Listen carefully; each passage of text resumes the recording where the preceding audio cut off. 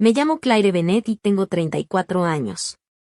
A la medianoche manejé casi 290 kilómetros en medio de una inundación y encontré a mi mamá afuera de un motel cerrado, empapada hasta los huesos, abrazando una bolsa del súper que contenía todo lo que mi hermano le había permitido sacar de su propia casa. Él y su esposa habían vaciado sus ahorros, cambiado las cerraduras y la habían dejado junto a una oficina con las ventanas tapiadas con madera, mientras las sirenas de emergencia le advertían a todo mundo que se metiera a resguardarse. 6 horas después, las luces de la patrulla iluminaban el porche de mi mamá. Mi hermano salió por la puerta descalzo, furioso, actuando como si la casa fuera suya. Su esposa se quedó detrás de él, grabando su versión de los hechos. «¿Qué hiciste?», me gritó. Me temblaban las manos, pero mantuve la voz firme. Le dije que aquí se acababa la parte donde el silencio de mi mamá te protegía. Dejó de gritar cuando un oficial se hizo a un lado. Mi mamá traía puesto mi abrigo seco. Tenía un moretón alrededor de la muñeca. En una mano sostenía la llave que ya no abría su puerta. En la otra, un documento con una firma que ella jamás había hecho. Para cuando amaneció, ya habían congelado la última transferencia pendiente. Pero el dinero que ya se había esfumado era solo la primera capa. Lo que encontramos dentro de esa casa le iba a costar a mi hermano su carrera, su libertad y el apellido familiar que había usado como escudo. Pero antes de contarte lo que dijo después y lo que pasó cuando mi mamá por fin volvió a cruzar la puerta de su propia casa, dime, ¿qué hora es donde tú estás y desde dónde me estás viendo? Quiero ver hasta dónde puede llegar una historia sobre romper el silencio familiar. 6 horas antes, mi teléfono vibraba sobre la barra de la cocina. 3 condados estaban bajo alerta por inundaciones repentinas. Habían cerrado tramos de la interestatal y los equipos de rescate pedían que la gente se quedara en casa. Estuve a punto de ignorar el número desconocido. Luego contesté y escuché a mi mamá decir mi nombre como si alguien fuera a quitarle el teléfono en cualquier momento. «Claire, estoy en un motel. Creo que no está abierto». La lluvia golpeaba el techo que la cubría. Le castañaban los dientes entre palabra y palabra. La llave de su casa ya no servía y en la farmacia le habían rechazado la tarjeta. De fondo, un hombre exigía que le devolvieran su teléfono. La llamada se cortó. Durante casi un año, mi hermano mayor, Derek, había respondido cualquier pregunta sobre mi mamá con la misma frase: «Yo me encargo». Él y su esposa se habían mudado con ella después de que le operaran la rodilla, supuestamente por 6 semanas. Esas 6 semanas se convirtieron en 11 meses. Yo vivía a menos de 3 horas de distancia y dejé que la comodidad se disfrazara de confianza. Tenía acceso de solo lectura a la cuenta principal de mi mamá, pero nada más la revisaba cada trimestre, cuando llegaba el estado de cuenta. 3 semanas antes, las notificaciones dejaron de llegar después de que alguien cambió el envío de correo electrónico a correo físico. Derek le echó la culpa a una actualización del banco y yo le creí sin más. Le marqué otra vez a mi mamá. El teléfono prestado se fue directo al buzón. Le marqué a Derek. No contestó. Marqué al número del motel que ella apenas había alcanzado a darme. Una grabación decía que el Pine Hollow Motor Lodge estaba cerrado temporalmente porque el agua de la inundación había dañado el sistema eléctrico. Ahí fue cuando la preocupación se convirtió en algo más frío, más filoso. Metí botas, cobijas, agua, una lámpara, ropa seca y la carpeta médica de mi mamá. A las 12:18 de la madrugada salí de la casa. Antes de recorrer ni 20 minutos, el GPS empezó a mostrar puros símbolos de caminos cerrados. La interestatal me sostuvo la primera hora, pero la lluvia borraba las líneas del carril y los tráileres levantaban paredes de agua sobre el parabrisas.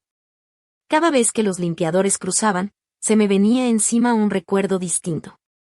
Mi mamá llamando en mayo para preguntar por qué su recibo de luz se había duplicado, y luego riéndose cuando Derek le quitó el teléfono y dijo que había confundido 2 estados de cuenta. Mi mamá susurrando en julio que su chequera había desaparecido. Derek escribiéndome 10 minutos después: «La encontró en el congelador, por favor no la alteres». Mi mamá preguntando en septiembre si me acordaba de la carpeta verde que mi papá guardaba en el estudio. Yo cambié el tema porque se me hacía tarde para una junta. Esos recuerdos no llegaban en orden. Me golpeaban como escombro arrastrado por la corriente, cada uno lo bastante pequeño como para ignorarlo en su momento, pero lo bastante pesado como para romper algo cuando caían todos juntos. Yo no había abandonado a mi mamá en una sola decisión dramática. Lo había hecho en 20 decisiones que en su momento parecieron razonables. A la 1:37 de la madrugada, un policía estatal tenía bloqueada la entrada a la interestatal y mandaba el tráfico hacia un camino rural por terreno más alto. Me metí a una gasolinera bajo las luces de emergencia e intenté hablarle a Derek otra vez. Esta vez contestó de inmediato. ¿Dónde está?, le pregunté. Soltó el aire despacio, actuando paciencia. Claire, no te alteres. Mamá se confundió y se salió de la casa. Le reservamos un cuarto porque estaba muy alterada, pero no quiso entrar. El motel está cerrado. El silencio se alargó medio segundo de más. Entonces le dio el nombre equivocado al motel. Eso comprueba lo que te digo. ¿Por qué no le sirve su llave? Cambiamos una cerradura que estaba dañada, ya te lo había dicho. Su voz se suavizó. No deberías andar manejando con este clima. Regrésate.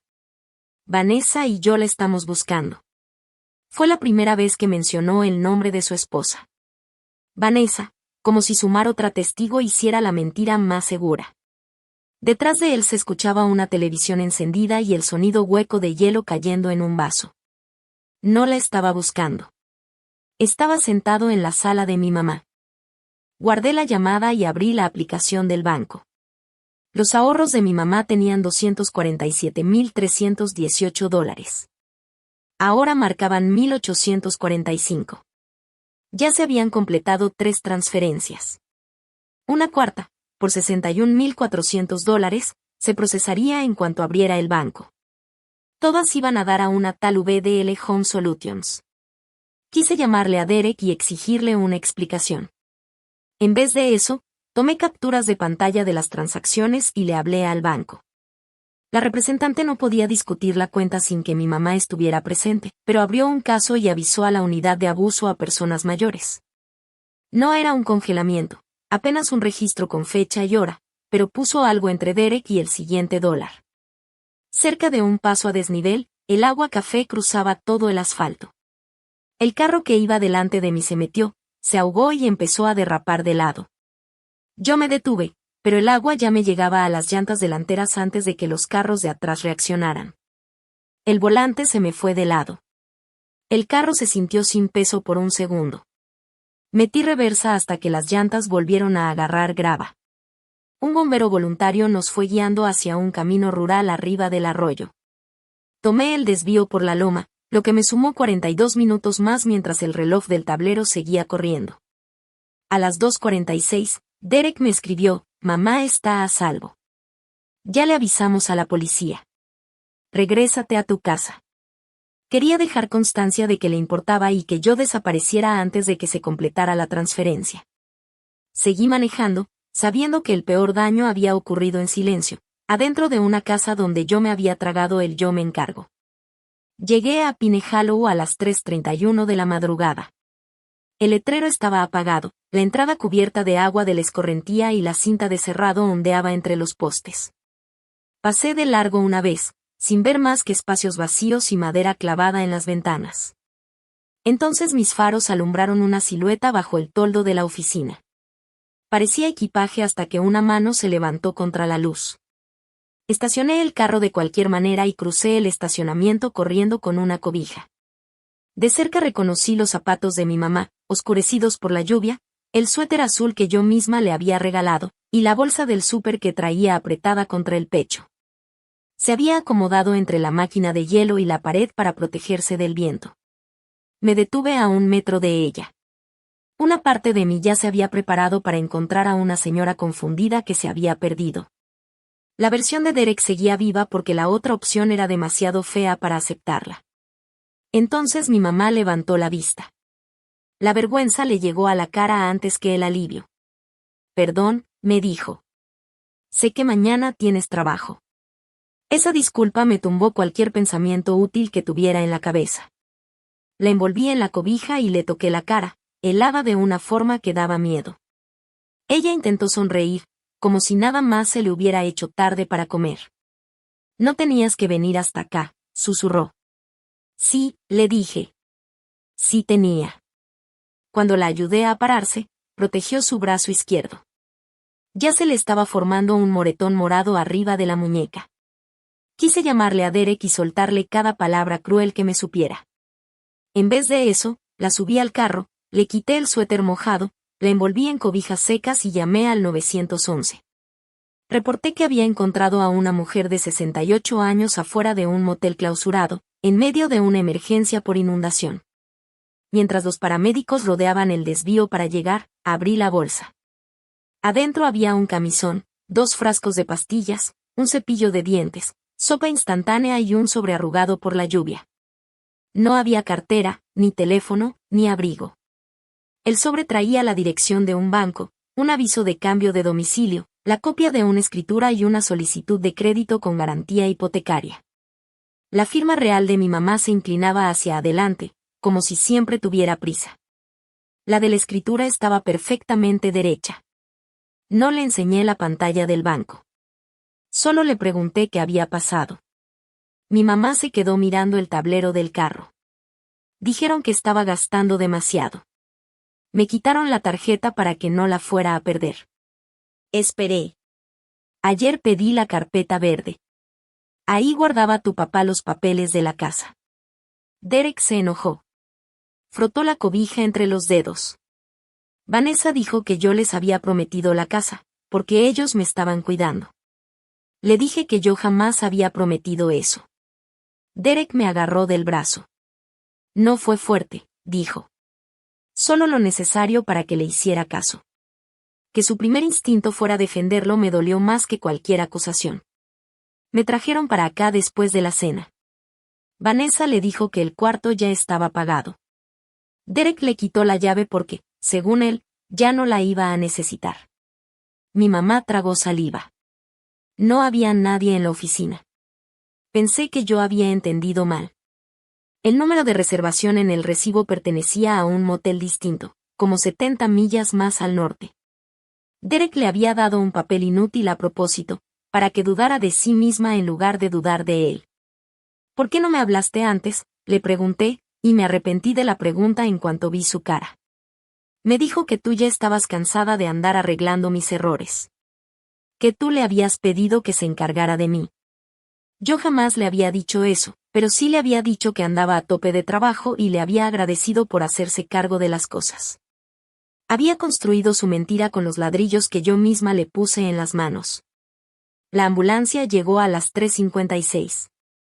Los paramédicos atendieron a mi mamá por una hipotermia leve y le revisaron la muñeca. Cuando la subían a la camilla, me detuvo del brazo. Por favor, no conviertas esto en una guerra familiar, me dijo.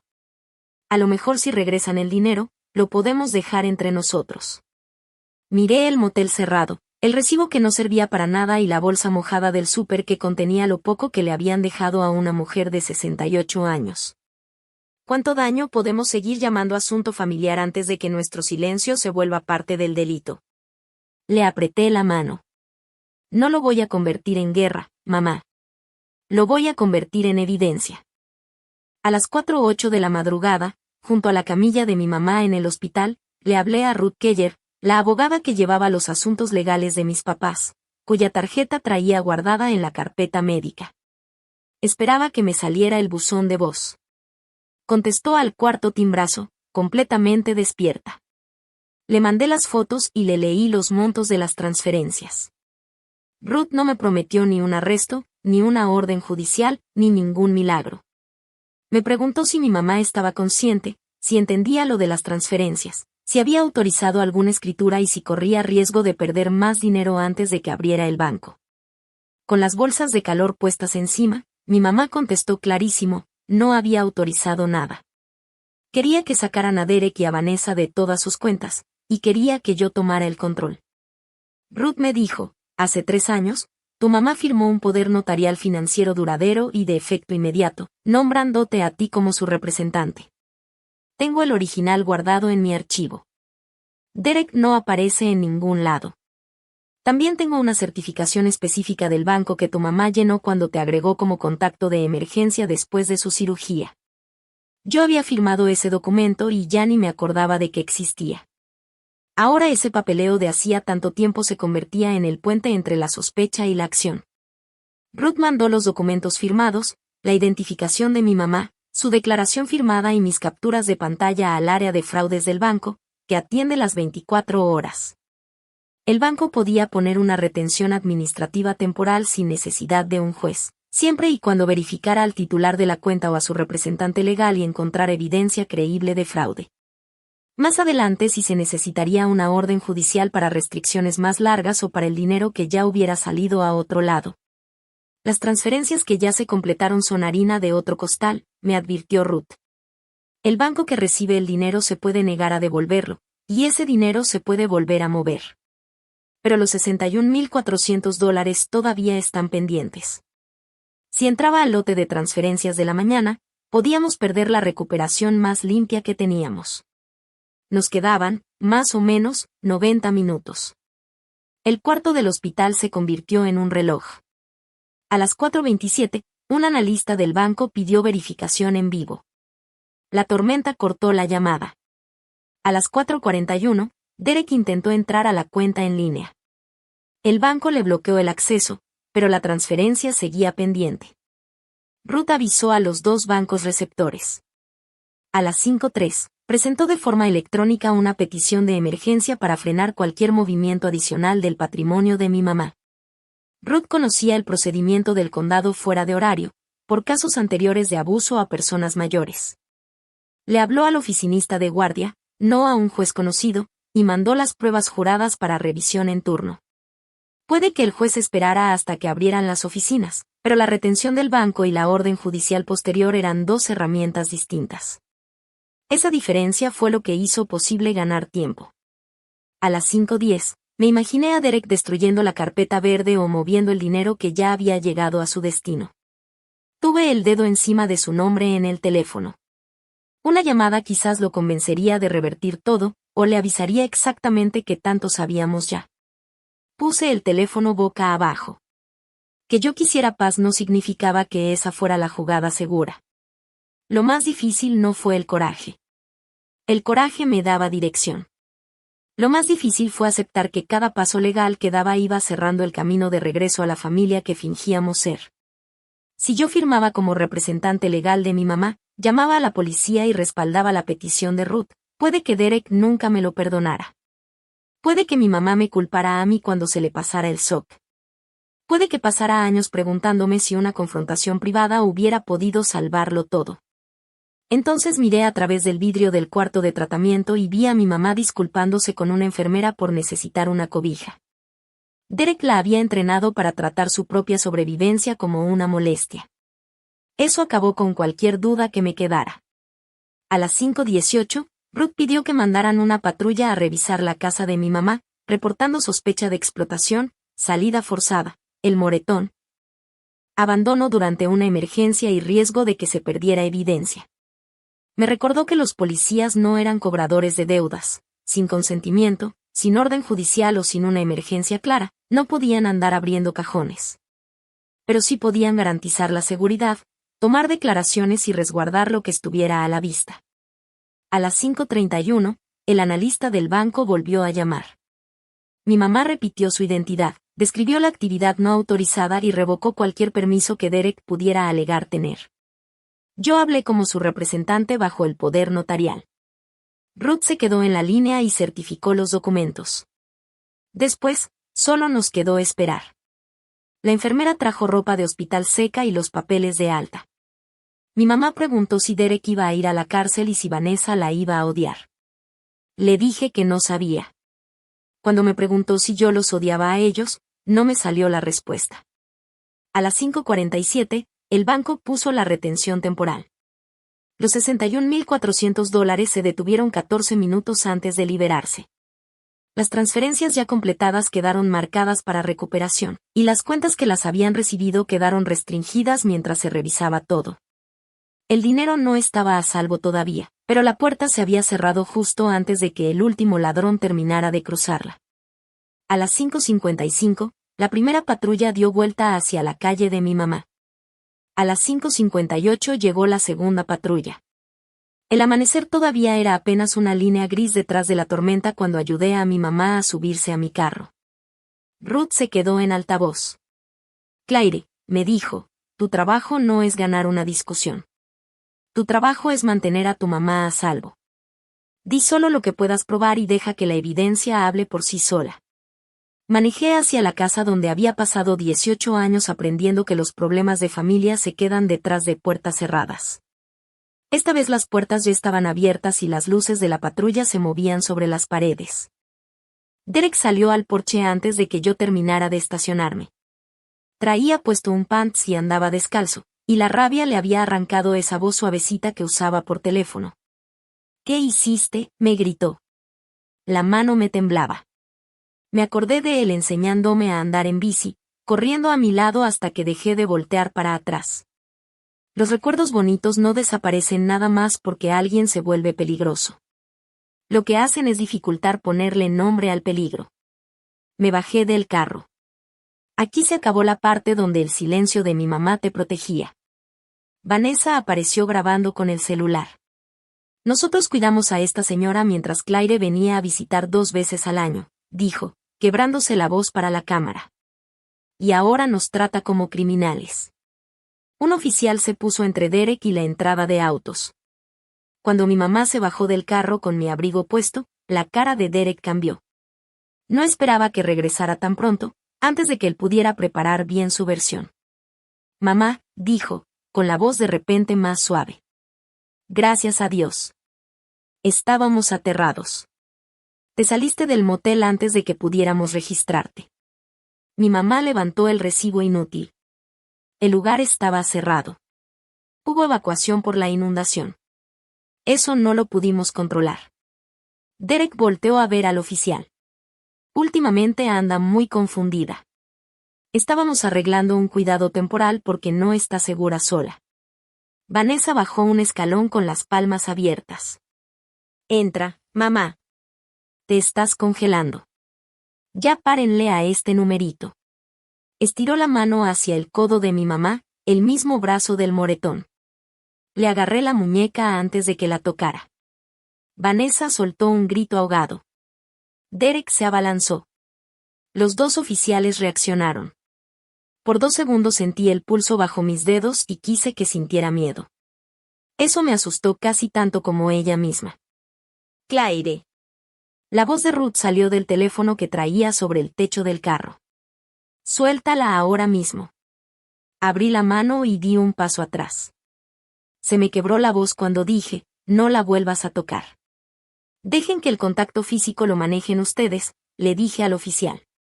Entendido, contestó él. La venganza no me daba permiso de hacer una tontería. Derek necesitaba verme alterada, fácil de desacreditar. Me obligué a bajar las manos a los costados. Él aprovechó el hueco. Ella abandonó a mi mamá durante años. Vanessa y yo dejamos todo para cuidarla. Entonces enséñenles los gastos del cuidado, le dije. A ti no te rindo cuentas, me contestó, apretando la mandíbula. Mamá aceptó pagarnos. ¿Pagarles por qué?, pregunté. ¿Los $48,000 que fueron a dar a sus tarjetas de crédito? ¿La transferencia a la agencia de carros? ¿O lo de VDL Home Solutions, la empresa registrada a nombre del apartado postal de Vanessa? El celular de Vanessa bajó un par de centímetros. Ese fue el primer detalle que no esperaban que yo supiera. Derek volteó hacia mi mamá. Diles. Tú dijiste que la casa debía quedarse en la familia. Dijiste que nos merecíamos seguridad después de todo lo que hicimos. Los hombros de mi mamá se encogieron hacia adentro. Su reflejo de siempre era callar al que gritaba más fuerte y cargar ella con la culpa. Derek lo notó y se le acercó más. Mamá, Claire está tratando de meter a tu hijo a la cárcel. ¿Eso es lo que quieres? ¿Cuándo murió mi papá? ¿Quién estuvo aquí? ¿Quién te llevaba a terapia física? ¿Quién te cocinaba? Y sí, había hecho esas cosas. Pero, ¿el cuidado y la explotación pueden vivir bajo el mismo techo? Claro que sí. La llevaba a sus citas, y luego desviaba sus notificaciones bancarias.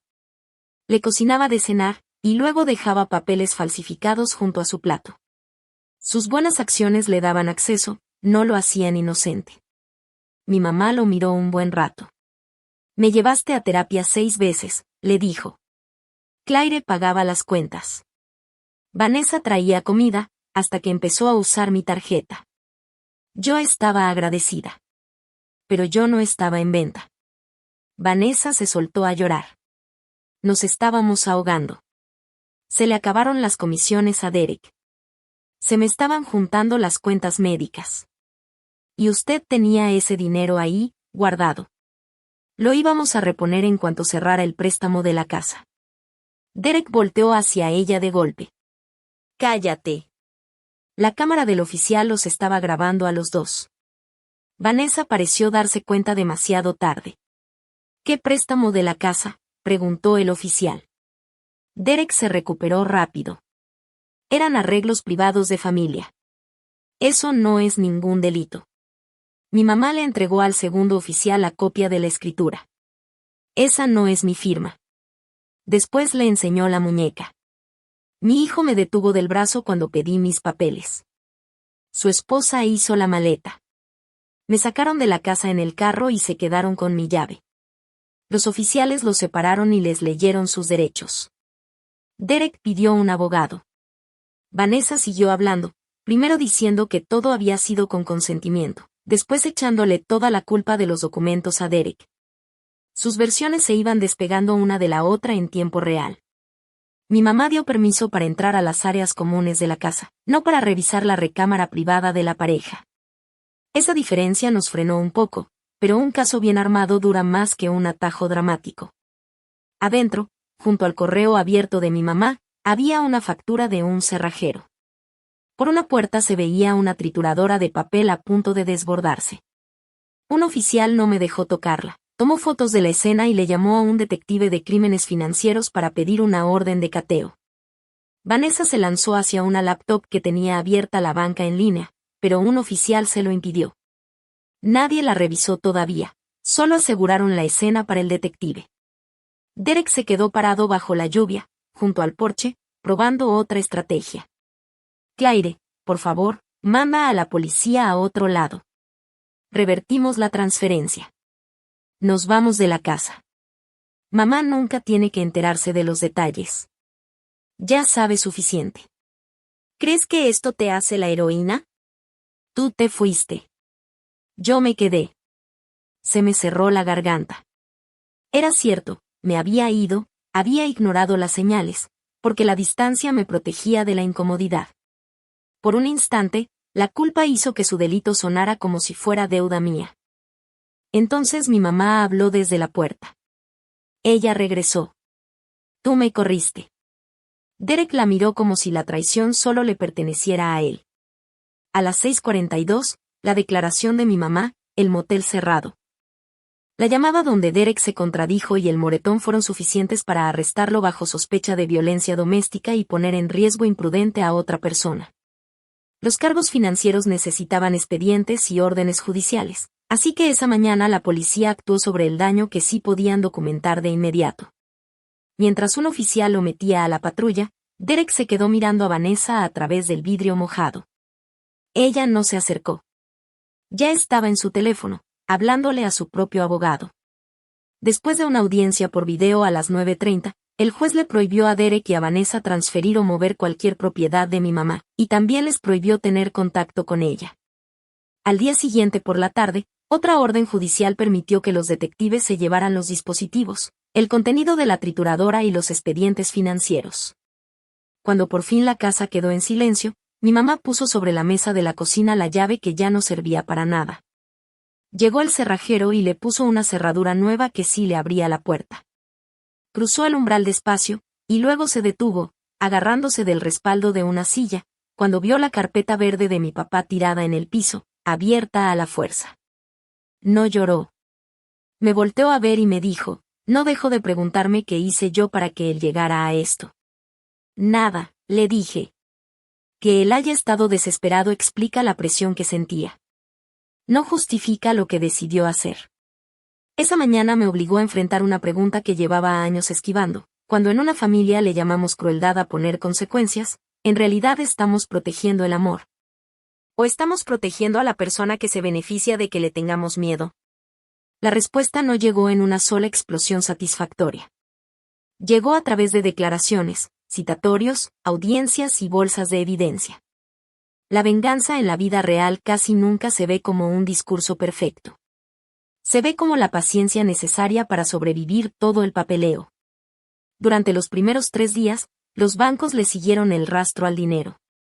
Los $61,400 que estaban pendientes nunca llegaron a salir, y otros $112,000 que seguían en la cuenta de VDL fueron devueltos después de la revisión. El resto ya se había ido en las tarjetas de Derek, el enganche de una camioneta de lujo, impuestos, aparatos electrónicos y retiros en efectivo. El dinero que ya estaba gastado no se podía simplemente revertir, así que Ruth lo agregó a la demanda civil. El daño más profundo fue saliendo a pedazos. La escritura se había notariado a distancia, usando una identificación falsificada, y se había creado desde la laptop de Vanessa. Un video que habían borrado mostraba a Derek tapando las demás hojas mientras mi mamá firmaba. En el audio, ella pregunta si era un formulario de la farmacia. Él le dice que sí. Con esa escritura falsa, Derek intentó sacar un préstamo con garantía hipotecaria de $140,000. Un error en el título retrasó que le dieran el dinero. Si mi mamá se hubiera quedado afuera hasta la mañana siguiente, Derek pensaba corregir la solicitud en cuanto abrieran. La inundación no causó su delito. Nada más le puso fecha límite. 2 semanas después del arresto, la fiscalía agregó cargos por explotación financiera de un adulto mayor, falsificación, fraude de identidad, conspiración e intento de gravamen fraudulento sobre un bien inmueble. A Vanessa la acusaron como participante, no como alguien que solo estuvo presente. Sus mensajes con Derek eran directos. Ponla en algún lado una semana. En cuanto se libere el préstamo, que Claire se queje todo lo que quiera.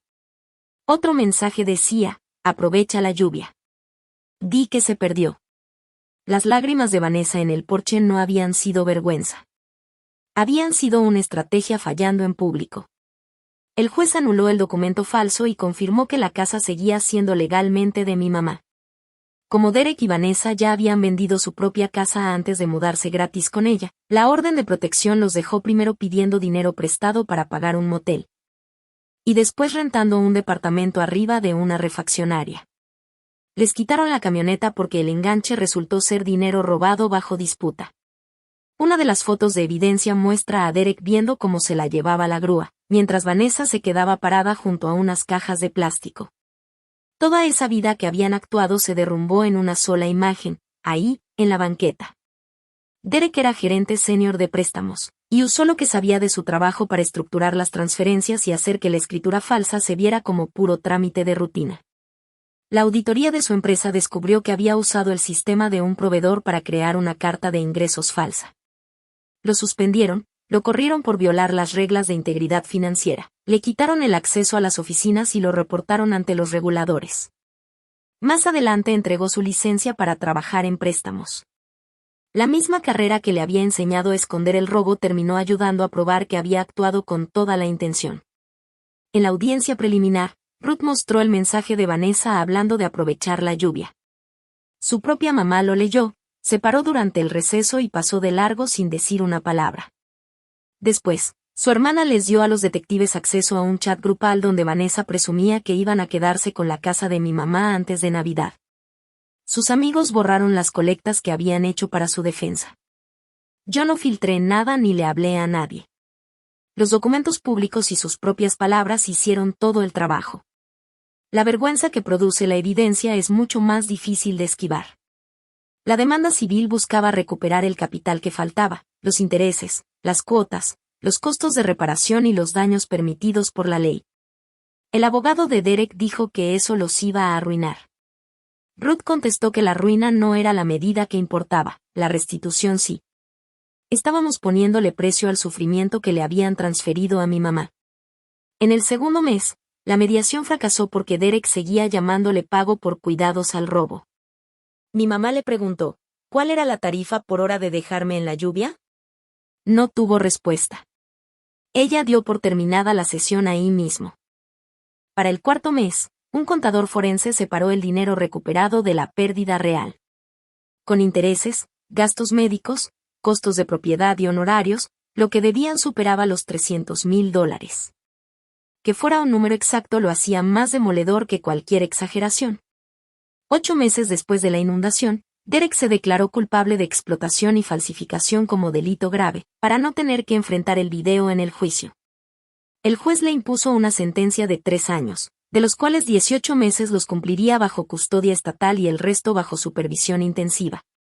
Además de restitución y la prohibición de manejar el dinero de cualquier otra persona. Su antecedente penal y la licencia que entregó acabaron con cualquier posibilidad realista de regresar a trabajar en banca. Vanessa se declaró culpable de conspiración e intento de explotación financiera. Recibió 9 meses en el reclusorio del condado, 5 años de libertad condicional, servicio comunitario obligatorio, sin ningún contacto con adultos vulnerables, y responsabilidad compartida por la restitución.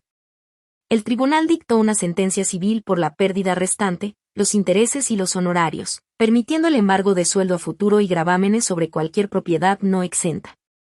No iban a poder pagarlo todo rápido. Y esa lentitud también era parte del castigo. La deuda los iba a alcanzar en cada aumento de sueldo, cada devolución de impuestos, cada intento de levantar algo propio. En la sentencia, Derek volteó hacia mi mamá y le dijo que él solo había querido estabilidad. El fiscal puso 20 segundos de la llamada del motel, la lluvia golpeando el metal del techo, mi mamá pidiéndole a un desconocido que le prestara su teléfono, su voz temblando cuando dijo mi nombre. Derek bajó la mirada antes de que terminara la grabación. Yo pensé que la victoria se iba a sentir como fuego. Se sintió más bien como silencio. Sentí alivio de que la ley le creyera a mi mamá, y de que el encanto de Derek se topara por fin con evidencia que no podía maquillar. Pero también hice luto por el hermano de aquel recuerdo de la bicicleta. Que le pidieran cuentas no borró el amor. Solo lo sacó del estrado de testigos. Mi mamá también pagó su parte. Perdió al hijo que creía conocer, y tuvo que aguantar que extraños examinaran su capacidad mental. Durante meses durmió con la luz del pasillo encendida y revisaba la cerradura 3 veces antes de acostarse. Una venganza que ignora la recuperación de la víctima es nada más otra actuación. Así que el castigo no se volvió el centro de su vida. Mi mamá puso la casa en un fideicomiso revocable, nombró a un cofiduciario profesional, separó los gastos de cuidado de los regalos, y volvió a activar las notificaciones para las 2. Yo la visitaba cada 2 fines de semana y le hablaba los miércoles, porque la distancia ya había sido una herramienta de Derek una vez, y no se la iba a volver a prestar. Una terapeuta ayudó a mi mamá a contar lo que había pasado sin sentir que tenía que disculparse por ello. El perdón no era la meta principal. Como 1 año después de la inundación, la oficina del sheriff le regresó la carpeta verde, ya cerrado el caso penal. Las orillas estaban rotas, pero adentro seguían la escritura original de mi papá y sus notas escritas a mano. Mi mamá pasó los dedos sobre su letra y dijo, pensé que guardando ese papel iba a mantener unida a la familia. Le contesté, lo que mantenía era el secreto. Eso no es lo mismo. 18 meses después de que encontré a mi mamá afuera del Pine Hollow, demolieron el motel. El pueblo puso en su lugar un área de retención de inundaciones, un espacio abierto diseñado para contener el agua peligrosa antes de que llegara a las casas de la gente. Entendí la idea mejor de lo que hubiera querido. La presión necesita un lugar seguro a donde ir. Si la escondes detrás de las apariencias, tarde o temprano se lleva la estructura entera con ella. Mi mamá sigue viviendo en su casa. La bata color crema que traía puesta Vanessa esa mañana terminó en un centro de donación. La cerradura vieja está guardada en una bolsa de evidencia, etiquetada, en la oficina de Ruth. Pero la llave nueva cuelga junto a la puerta de la cocina de mi mamá, en un cordón rojo bien visible. Ya no la esconde. Ya no pide permiso para sentirse segura en una propiedad que es suya. Nuestra relación también cambió. Dejé de hablarle nada más para preguntar si ya había pagado las cuentas, y empecé a preguntarle qué quería que tuviera su semana. Algunos miércoles quería hablar del caso. Otros me contaba de los tomates del vecino. La recuperación no fue una sola conversación larga sobre la traición. Fue el regreso de las decisiones sencillas de todos los días. Mi mamá aprendió que aceptar ayuda no significaba tener que entregar el control de su propia vida. Y aprendí que estar presente no era lo mismo que tomar el control de todo. Construimos protecciones alrededor de su vida sin convertir su vida entera en una protección. Derek me escribió 2 veces desde la cárcel. La primera carta le echaba la culpa a las deudas, al pánico y a Vanessa. La devolví sin abrirla, en cuanto vi el nombre de quien la mandaba. La segunda tenía una sola frase completa de responsabilidad. Sabía que ella no había aceptado, y lo hice de todas formas. Mi mamá decidió quedarse con esa carta. No ha prometido perdonarlo ni tener contacto con él cuando salga. Esas decisiones ahora son de ella, nada más de ella. Yo también tuve que enfrentar mi propia culpa. Derek explotó a mi mamá, pero yo había confiado en sus actualizaciones convenientes porque me protegían la agenda y protegían la imagen que tenía de mí misma, la de la hija que ya se había escapado del caos familiar. Yo no causé sus delitos. Aún así, ignoré señales que me pedían mirar más de cerca. Aceptar esa diferencia, sin convertir mi error en excusa para el suyo, fue lo más honesto y difícil que hice en todo esto. Antes pensaba que el silencio era neutral. No lo es. Dentro de una familia, el silencio se puede volver refugio para quien hace el daño, y aislamiento para quien lo aguanta. Mantener el abuso en privado no protege a una familia. A veces lo único que protege son las condiciones que dejan que el abuso siga. La inundación bajó en 2 días. El caso financiero tardó meses. La confianza de mi mamá va a tardar más todavía. Pero esa noche que manejé casi 290 kilómetros me enseñó algo. No tienes que destruir a alguien para detenerlo. Documentas, marcas el límite, y dejas que las consecuencias carguen el peso que esa persona eligió. Así que dime, con toda honestidad, si tu propio hermano dejara a uno de tus papás afuera, en medio de una inundación, le vaciara la cuenta y después le llamara a eso cuidado, ¿todavía intentarías resolverlo en privado? ¿O le entregarías cada prueba a la policía, aunque supieras que eso lo podría mandar a prisión? Voy a estar leyendo sus respuestas. Gracias por ser parte de esta historia con nosotros. Todos los eventos y situaciones se presentan con fines de entretenimiento, reflexión y aprendizaje. Ojalá les deje claro que no toda persona que pide otra oportunidad se la ha ganado. Una oportunidad sin que exista responsabilidad real puede convertirse nada más en otra invitación a que se abra la misma herida otra vez.